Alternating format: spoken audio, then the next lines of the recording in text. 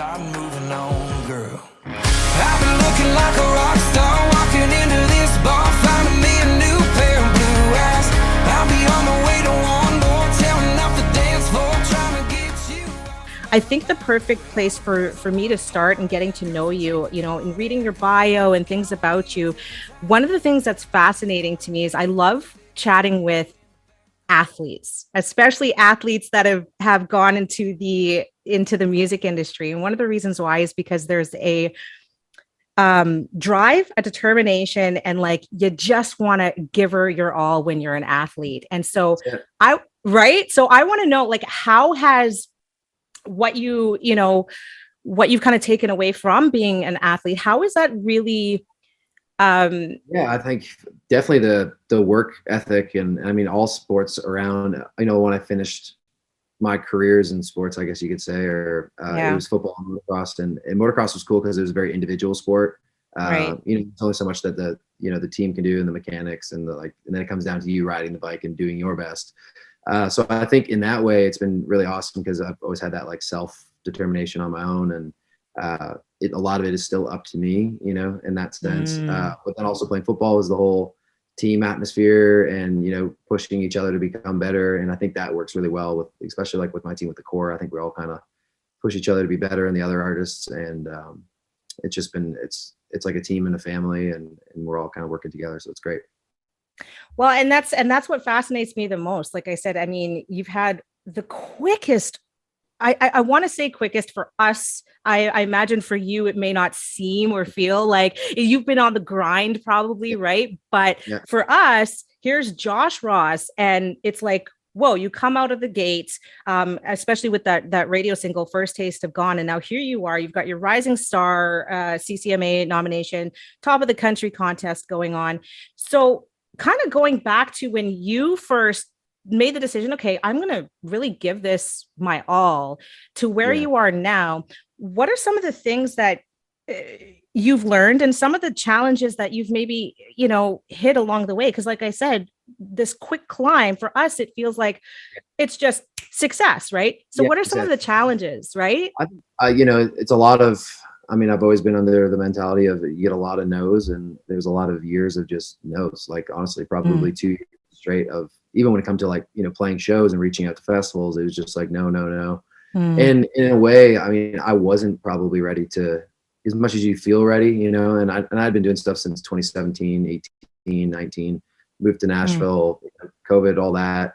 COVID was great for me because I got to spend time catching up on the things that I wasn't, I didn't grow up playing a guitar. I didn't grow up singing. I felt like I had good pitch and I felt like I could sing along to most songs, but actually finding my voice and who I was. And I think for the earlier years, like, the 17, 18, 19, I was really just trying to still find myself, but I was also trying to, I think, lean into too much what other people were doing and not just, being who I am and what does Josh want to say. And so, there's a lot of years of just that constant pounding at the pavement thing, I like to call it, and waiting for, something to happen. And then it's honestly the little wins. I think for me, it was the people. I remember when I released Born with a Boyfriend, was my second song as a single in 2018. I look back at that song now and I'm like, it's still a great song, but it's crazy how much I've changed. But that was the first time that I think I got like messages from people being like, oh, I really connect with the song and I love it. And I think it was those kinds of things that kind of held me together along the way. And I always just felt like I had something I wanted to say, and I felt like I feel like I can still get there. It's crazy, like all stuff's happening, but I also, like, I know I'm just getting started, which is also a very excited feeling. And it's just still a lot of growing to do. So it's good. Yeah. Well, and thank you for everything you've just shared. And what I take away from it, and one of the things I wanted to talk to you about, of course, is when you're getting to know new artists, again, you read the bios and everything that's kind of, your previous interviews and whatnot, and you still don't really get a sense of who the person is until you get to really talk to them. So I appreciate this conversation. But one of the things that that hit me, in going and reading some of your bios were, yes, some of your influences growing up, but in particular now. And the reason I'm going to bring this up is because you go from First Taste of Gone, for example, to On a Different Night. And for me, First Taste of Gone, excellent, very heartfelt, very, emotional in a very specific way. But then On a Different Night, it goes completely, to me, it feels so different. And when I read some of the artists that you are listening to now, one name really stuck out for me, and that's Hardy.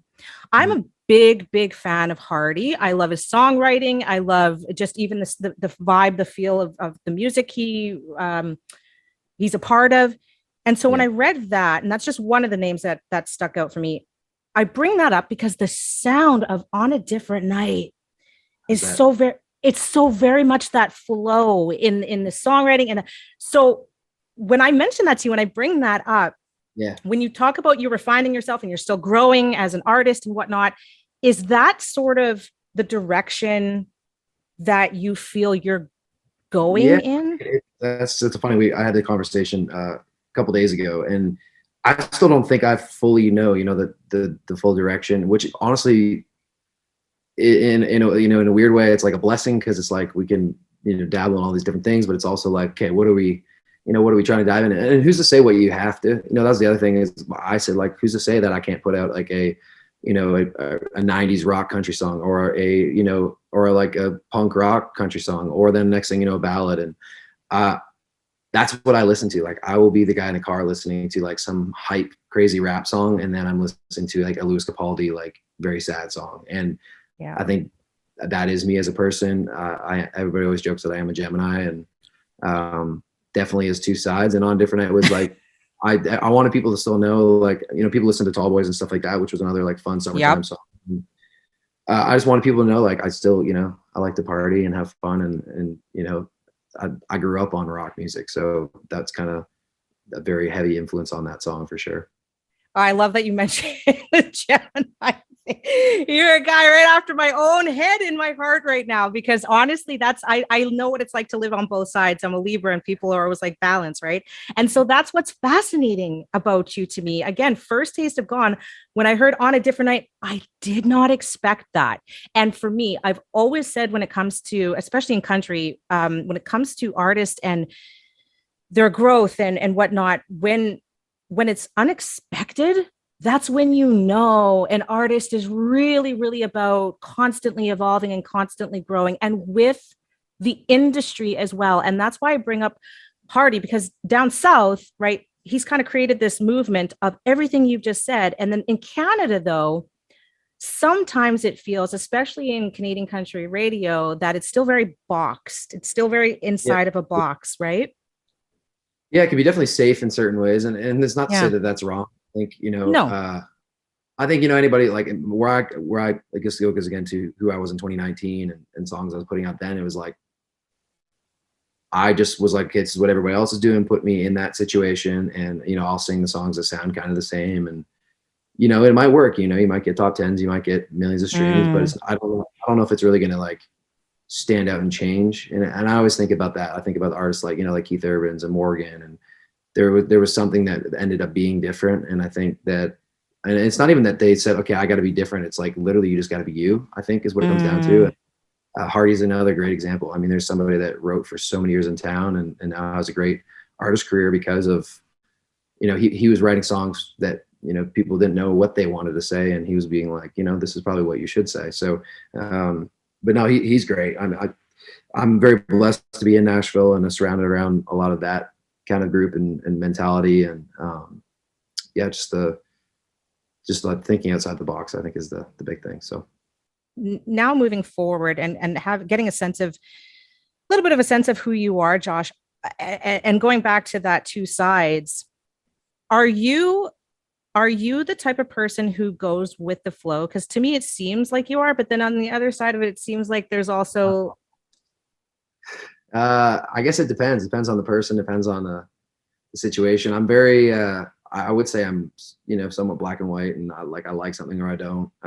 But then, if I love somebody or a situation, usually there's a little leeway. So it It depends. I do definitely have an opinion, and I think everybody should have an opinion though. So I try to listen to what everybody, whether it's even our team and we're deciding on, what the next songs are. It's like, sure, I'm the artist and sure, I feel like this is what I want to say. But sometimes other people, if they really do care about you and they know you really well, which I'm blessed to have those people in my corner, sometimes it's very much worth listening to, what they say. So.